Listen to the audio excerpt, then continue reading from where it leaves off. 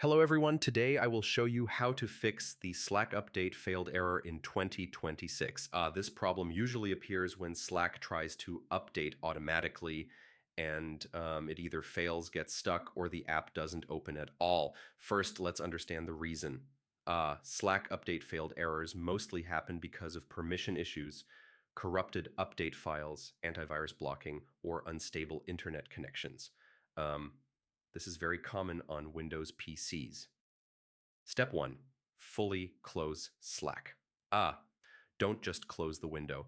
Exit Slack from the system tray and check Task Manager to make sure Slack is not running.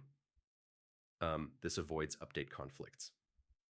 Step 2. Run Slack as administrator. Right-click on Slack and select Run as Administrator. This allows Slack to install updates without permission errors. Step 3.